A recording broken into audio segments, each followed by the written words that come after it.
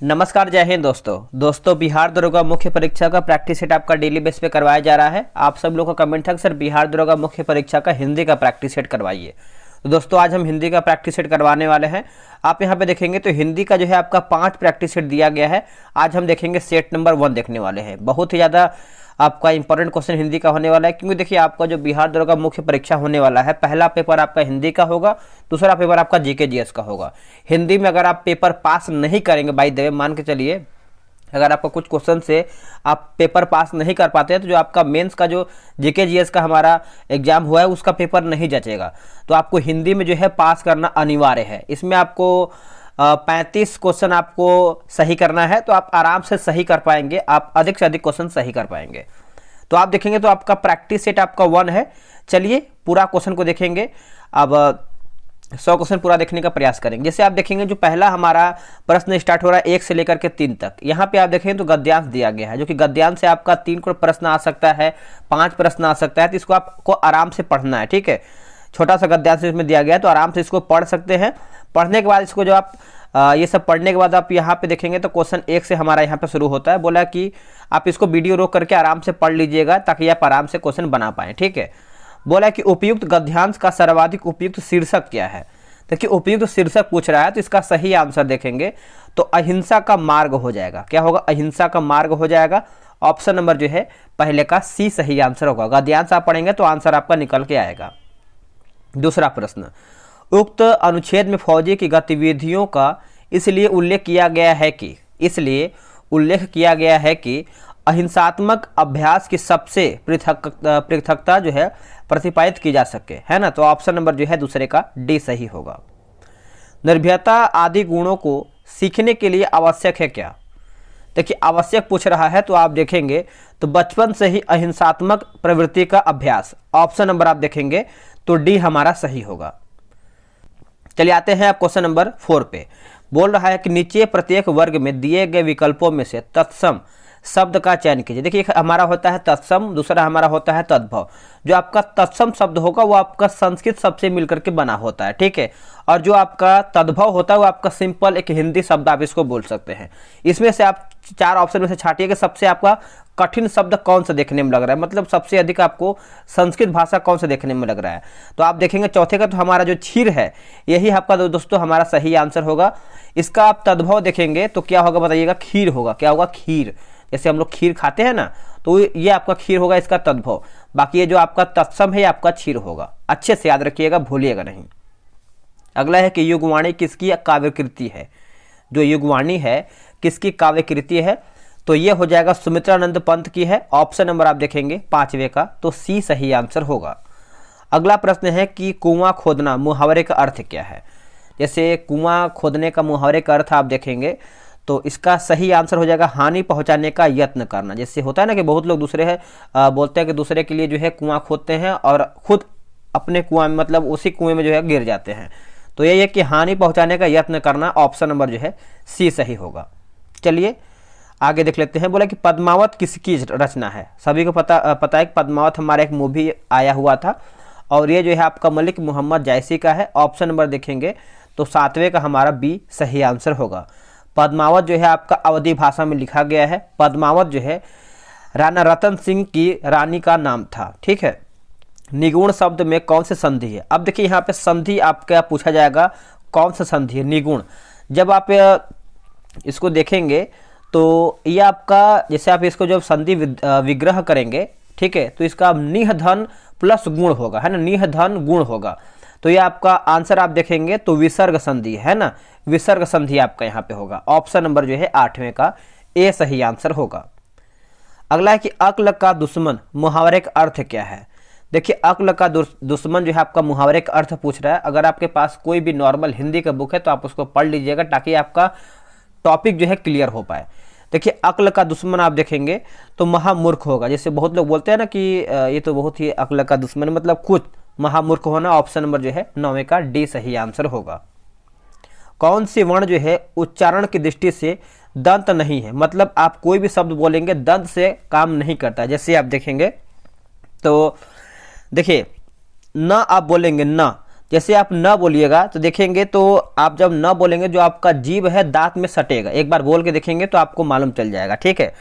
तो आपका एक तरीके से देखा जाए तो दांत में सटेगा, लेकिन यहाँ पे क्या पूछा गया है कि दृष्टि से जो है आपका दंतय नहीं है।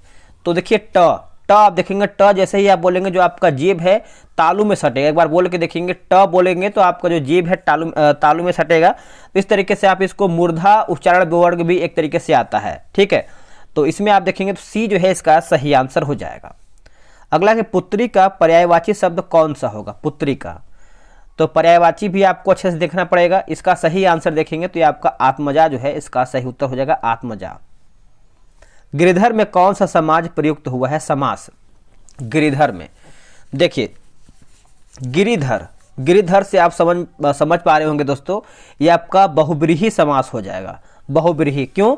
देखिए गिरिधर का अर्थ क्या होता है? गिरि को धारण करने वाला अर्थात श्री कृष्ण, है ना।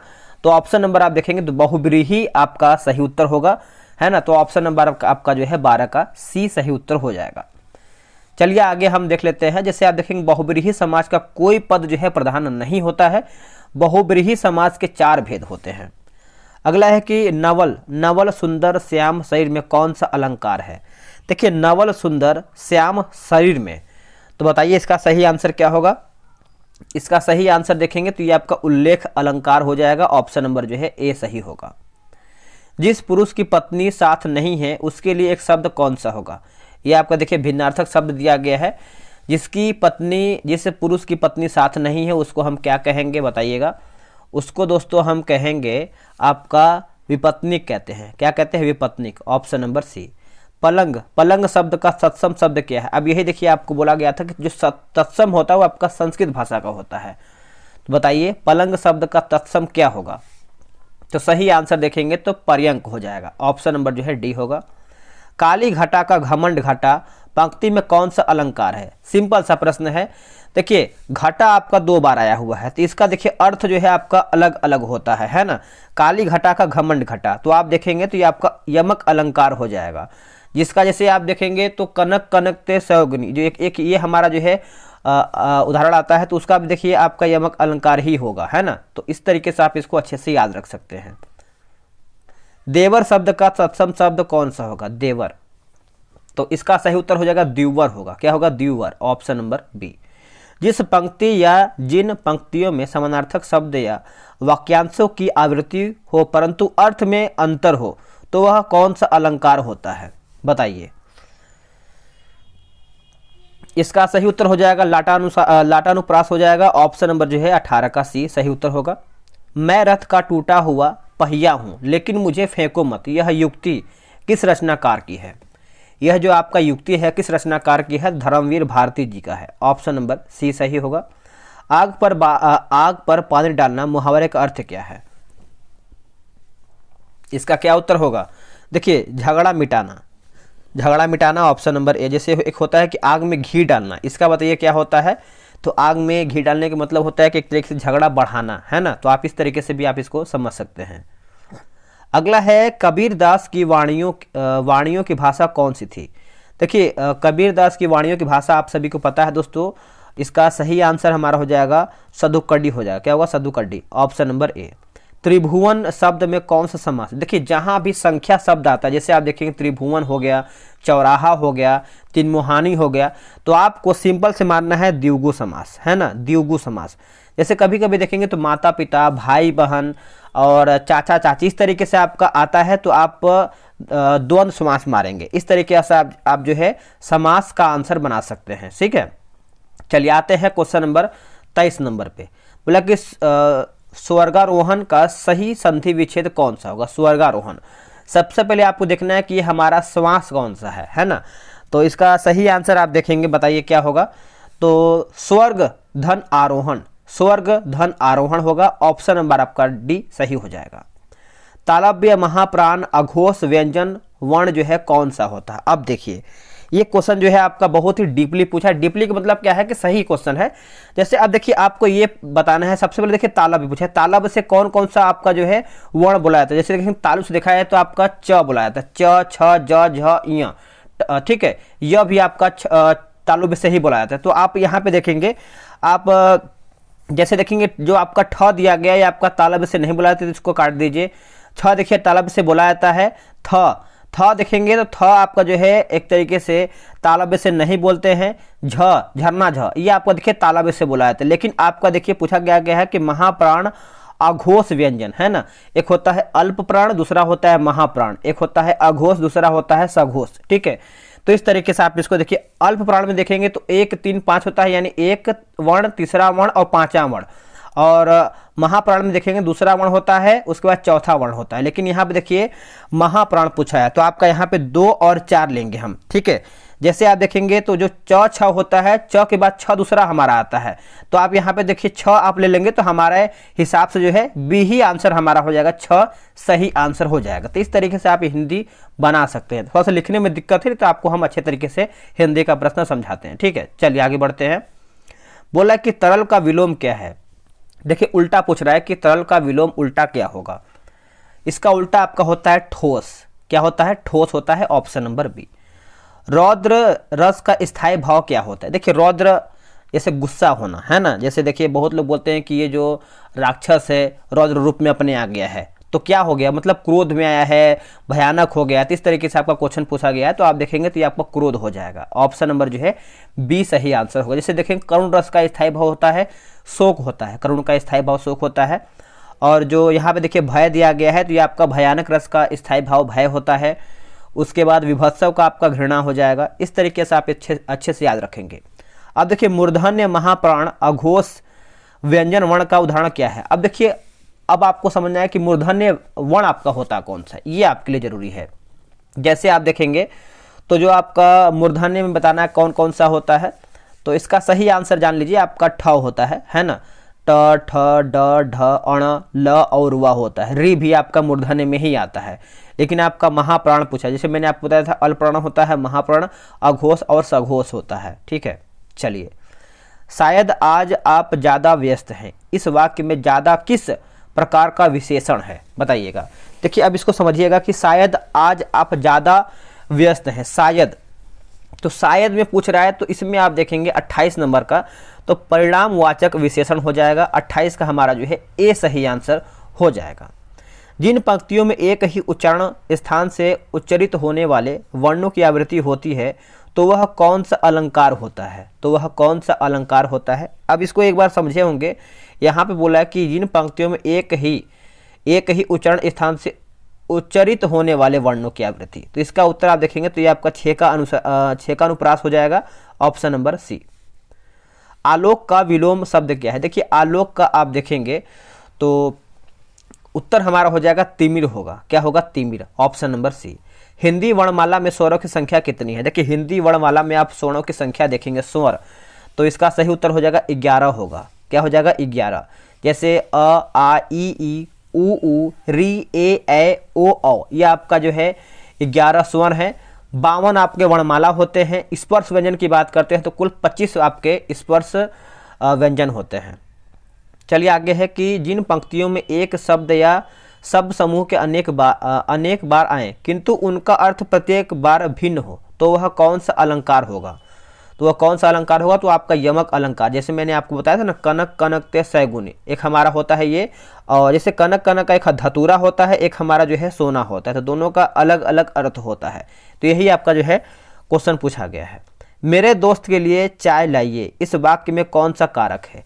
देखिए मेरे दोस्त के लिए है ना, तो आपको ये बताना है। तो दोस्त के लिए तो कर्ता ने कर्म को करण से, तो यही आपको इस तरीके से देखना है। तो आप देखेंगे तो 33 का हमारा जो है संप्रदान का के लिए है ना, संप्रदान का के लिए, तो आप देखेंगे तो आंसर हमारे यहाँ पे डी सही आंसर हो जाएगा। जो दंड पाने योग्य हो इस वाक्यांश के लिए सही शब्द कौन सा होगा, सही शब्द कौन सा होगा। इसका सही आंसर देखेंगे तो ये आपका दंडनीय हो जाएगा। क्या होगा? दंडनीय। Option number C. इनमें से कौन सा शब्द जो है उपमा का पर्यायवाची शब्द नहीं है। देखिए उपमा का पर्यायवाची शब्द नहीं है तो खाद आपका नहीं है, बाकी तुलना है, मिलान है और सादृश्य भी इसमें आपका शामिल है। अगला चमड़ी जाए पर दमड़ी न जाए, इस लोकोक्ति का अर्थ क्या है।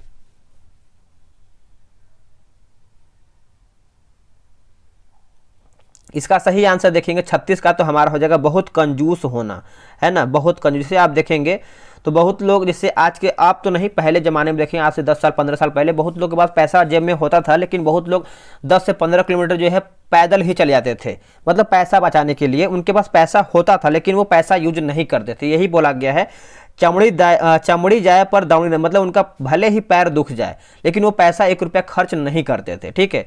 तो यही आपका एक तरीके से एग्जाम्पल बोला गया है। चलिए आगे हम देख लेते हैं। मोम सा तन घुल चुका, मोम सा तन घुल चुका, अब दीप सा मन जल चुका। इस पंक्ति का कौन सा अलंकार, यानी इस पंक्ति में कौन सा अलंकार है? तो ये आपको हो जाएगा रत्नोपमा हो जाएगा, ऑप्शन नंबर बी। इनमें से किस शब्द की वर्तनी शुद्ध है, यानी सही हमारा कौन सा है? देखिए सही आप देखेंगे तो तिरस्कार जो है आपका, यानी तिरस्कार जब भी आप लिखेंगे तो इसी तरीके से आप तिरस्कार लिखेंगे, यही हमारा सही उत्तर होगा। गरुण का पर्यायवाची शब्द इनमें से कौन सा है? देखिए गरुण, गरुण का आप देखेंगे तो इसका सही उत्तर आपका हो जाएगा खगेश होगा। क्या होगा? खगेश, ऑप्शन नंबर ए सही उत्तर होगा। आगे हमारा क्वेश्चन है, बोला कि जब कर्ता एक काम समाप्त कर उसी क्षण दूसरी क्रिया में प्रवृत्त हो जाए तो उस पहली क्रिया को क्या कहते हैं? देखिए उस पहली क्रिया को हम क्या कहते हैं बताइएगा? उसको हम कहते हैं पूर्वकालिक क्रिया कहते हैं, ऑप्शन नंबर सी होगा। जिसकी 2 माताएं हों उसके लिए हमें, या फिर उसके लिए इनमें से उपयुक्त शब्द कौन सा होगा? जिसकी 2 माता हैं उसके लिए कौन सा शब्द होगा? तो द्वे मातुर होगा। क्या होगा? द्वे मातुर, ऑप्शन नंबर ए सही होगा।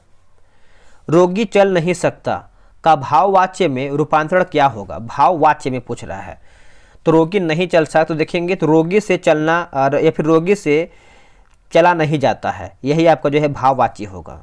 इनमें से निरंतर का विलोम क्या है? देखिए निरंतर का आपका विलोम यानी निरंतर का उल्टा पूछ रहा है, तो निरंतर का आप देखेंगे तो इसका सही उत्तर हमारा होगा नस्वर होगा। क्या होगा? नस्वर, ऑप्शन नंबर सी। दांत गिनना मुहावरे का अर्थ क्या है? दांत गिनने का मतलब क्या होता है बताइएगा? तो देखिए उम्र का पता लगना, जैसे आप देखेंगे बच्चों का कितना दांत होता है उसके बाद कितना हो जाता है, तो इस तरीके से देखिए उम्र का पता लगाया जा सकता है, ऑप्शन नंबर बी हो जाएगा। यति का क्या अर्थ होता है? देखिए यति आप सभी को पता है, जैसे आप कोई भी शब्द लिखते हैं तो यति यानी विराम वाला एक होता है ना। आंसर आप देखेंगे 45 नंबर का, बताइए क्या होगा? तो विराम हो जाएगा। चरण का अर्थ होता है पैर, कदम, पग आदि। यण का अर्थ होता है दल, समूह, जत्था। ये सब आप अच्छे से याद रखिएगा। इनमें से किस पत्रिका का संपादन भारतेंदु हरिश्चंद्र ने किया था? तो यहाँ पे आप देखेंगे तो भारत बंधु, मेरे हिसाब से आपका भारत मित्र, काशी पत्रिका, बाल बोधिनी। तो इसका सही आंसर देखेंगे तो आपका बाला बोधिनी हो जाएगा, ऑप्शन नंबर जो है सी सही आंसर होगा। सबसे पहले गिना जाने वाला के लिए इनमें से उपयुक्त शब्द क्या है? उपयुक्त शब्द आप देखेंगे तो अग्रगण्य हो जाएगा, ऑप्शन नंबर आपका यहाँ पे डी सही आंसर होगा। इनमें से कौन सा शब्द जो है नाग का समानार्थी है? नाग का समानार्थी जैसे आप देखेंगे तो सारंग, मोक्ष, पारा, रथ। तो इसका आंसर आपका हो जाएगा 48 का। सारंग जो है आपका नाग का एक पर्यायवाची बोल सकते हैं, समानार्थी बोल सकते हैं। स्वाभिमान शब्द में कौन सा उपसर्ग? देखिए एक उपसर्ग होता है, एक हमारा प्रत्यय होता है। जो उपसर्ग होता है आपका शब्द के आगे लगा होता है, जो प्रत्यय होता है वो आपका शब्द के अंत में लगा होता है, लेकिन यहाँ पे आपका पूछा गया है उपसर्ग। तो स्वाभिमान का जब आप संधि विच्छेद करेंगे तो किस तरीके से करेंगे बताइएगा? तो इसका जब सही आंसर देखेंगे तो स्वधन अभिमान होगा, ठीक है। तो इसका आंसर हमारा क्या हो जाएगा? तो बी सही आंसर होगा, स्व होगा। अगला है कि दाम समारे काम, इस लोकोक्ति का अर्थ क्या है? इस लोकोक्ति का अर्थ आप देखेंगे तो पैसा सब काम करता है, पैसा सब जो है काम करता है, ऑप्शन नंबर बी। पंकज किसका पर्यायवाची है? पंकज एकदम सिंपल सा प्रश्न है, आंसर हमारा हो जाएगा कमल का पर्यायवाची। ये सब देखिए पूछा हुआ प्रश्न है दोस्तों, ठीक है। अगला है कि थोथा चना बाजे घना, इस लोकोक्ति का अर्थ क्या है? इस लोकोक्ति का अर्थ आप देखेंगे तो अल्प बुद्धि वाला अधिक डिंग मारता है ना, ऑप्शन नंबर आपका यहाँ पे जो है सी सही आंसर हो जाएगा। एक सेकेंड। जिसका कोई शत्रु पैदा न हुआ हो, इस वाक्यांश के लिए सही शब्द क्या है? तो बताइएगा इसका सही आंसर क्या होगा? इसका सही आंसर हमारा जो है 53 का हो जाएगा अजात शत्रु, ऑप्शन नंबर बी अजात शत्रु, बी सही होगा। झरना के रचनाकार कौन है? देखिए झरना के रचनाकार आप देखेंगे जयशंकर प्रसाद, जयशंकर, झरना, लहर, आंसू, ये सब जो है आपका जयशंकर प्रसाद का ही है। विद्यापति किससे संबंधित कवि हैं? विद्यापति, बताइए क्या होगा इसका? देखिए सही उत्तर आप देखेंगे तो मैथिली हो जाएगा। क्या होगा? मैथिली। ऑप्शन नंबर ए सही होगा।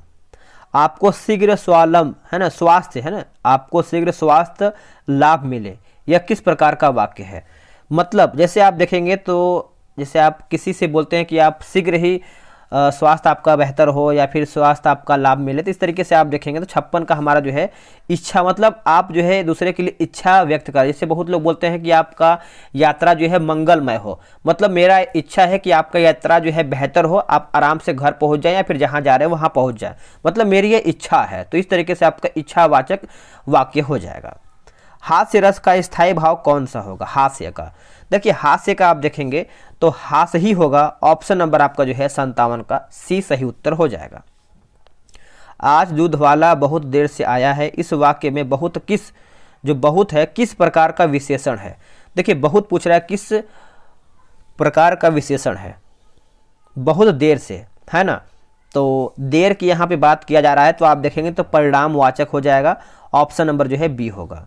गाड़ी वाला शब्द में प्रत्यय, जैसे मैंने आपको बताया था प्रत्यय जो है शब्द के अंत में होता है, उपसर्ग जो है शब्द के शुरुआत में होता है। तो यहाँ पे देखिए प्रत्यय पूछ रहा है गाड़ी वाला है ना, वाला, तो इसका आंसर आप देखेंगे तो 58 को जो है हमारा 59 का जो है हमारा यहाँ पे बी होगा, वाला जो है उत्तर हमारा बी हो जाएगा। आग्नेयास्त्र का सही संधि विच्छेद कौन सा है? बताइए इसका सही 60 का आंसर देखेंगे तो आग्नेय धन अस्त्र होगा। आग्नेय धन अस्त्र ऑप्शन नंबर बी। चलिए आगे देख लेते हैं। अगला हमारा प्रश्न क्या है, बोला कि लव कुश का भाई है, इस वाक्य में कौन सा कारक है? देखिए अब इसको समझिएगा कि लव जो है कुश का भाई है, मतलब क्या संबंध बता रहा है, तो संबंध में कौन सा कारक जिसे आप देखेंगे जो, तो ये आपका संबंध कारक ही होगा, है ना, ऑप्शन नंबर सी होगा। नीचे प्रत्येक वर्ग में दिए गए विकल्पों में से तद्भव शब्द का चयन कीजिए।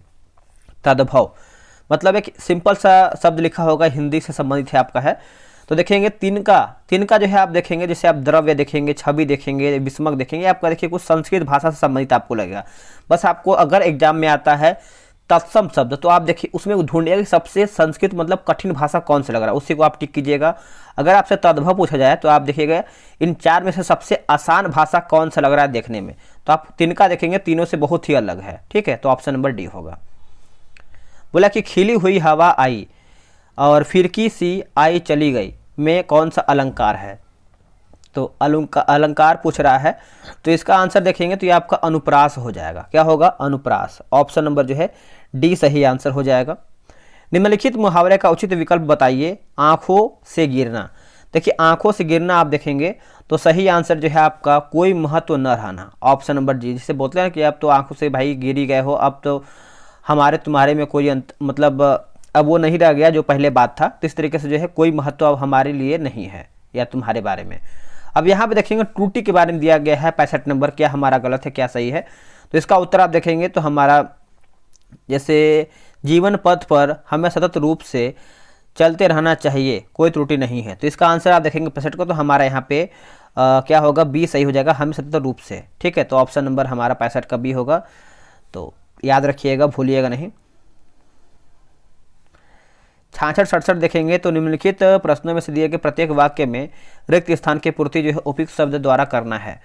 तो 66 का देखेंगे तो ऑप्शन नंबर आपका, जैसे मनुष्य का विकास रथ, प्रशंसा और निंदा के दोनों डैश से की डैश से जो है ही आगे बढ़ सकता है, मतलब किससे बढ़ सकता है? तो पहियों से बढ़ सकता है, ऑप्शन नंबर बी होगा। कमल का डैश सौंदर्य भंवरे को ही आकर्षित कर सकता है और भैंसों को नहीं, तो इसका उत्तर हमारा हो जाएगा सौरभ, है ना, कमल का सौरभ सौंदर्य भंवरों को ही आकर्षित कर सकता है। चलिए नेक्स्ट हमारा क्वेश्चन क्या है, निम्नलिखित में से उस विकल्प का चयन करें जो थाली का बैगन मुहावरे का अर्थ व्यक्त करता है। थाली का बैगन, अब इसको समझिएगा, जैसे देखेंगे तो सिद्धांत रहित व्यक्ति, ऑप्शन नंबर जो है हमारा 68 का डी होगा। मरते दम तक न सहनाई छूटेगी न काशी, तो इसका आंसर हमारा सीधा से ये होगा बिस्मिल्ला खां का है, ऑप्शन नंबर जी पूछा किसका कथन है ये आपका। दिए गए वाक्य का वह भाग ज्ञात करें जिसमें कोई त्रुटि नहीं है। कभी न कभी इस भ्रष्टाचार के विरुद्ध हमें आवाज़ उठानी होगी। देखिए इसका आंसर आप देखेंगे तो आवाज़ उठानी हो गया, आवाज़ जो है उठानी होगा, यहाँ पर जो है आपका होना चाहिए डी हो जाएगा। दिए गए वाक्य में रेखांकित खंड को प्रतिस्थापित करने के लिए उपयुक्त विकल्प का चयन करें। मिठाइयाँ लेकर विजय बाबू घर चला गया, है ना। जो आपका ये लिखा गया है, जो अंडरलाइन है, घर चला गया, यही आपको बताना है। तो 71 का देखेंगे तो घर चले गए, चला गया नहीं होगा, घर चले गए।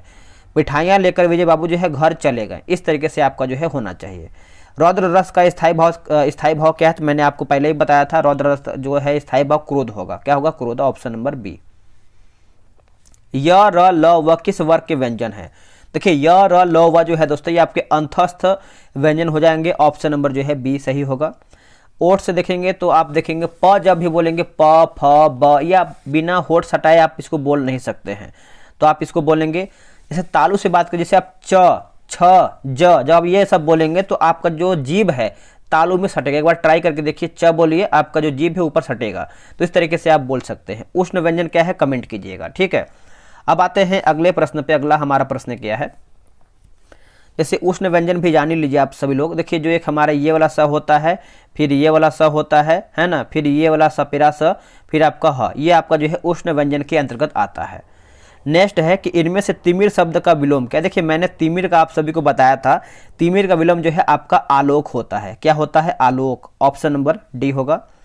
विस्मय स्थायी भाव किस रस का होता है या फिर किस रस में होता है? विस्मय, तो ये आपका हो जाएगा अद्भुत का होगा। किसका होगा? अद्भुत का। ये देख लेते हैं अगला हमारा है कि ईश्वर को न मानने वाला व्यक्ति के लिए एक शब्द क्या है? सिंपल सा प्रश्न है, आप सभी को पता है। जो ईश्वर को नहीं मानता है उसको हम नास्तिक बोलते हैं, जो ईश्वर को मानता है उसको हम आस्तिक बोलते हैं, ठीक है।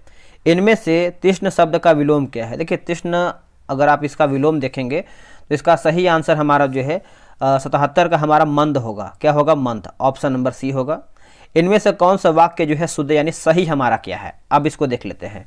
देखिए क्या दीवार बहुत ऊंची है, यही हमारा जो है सही हो जाएगा, ठीक है।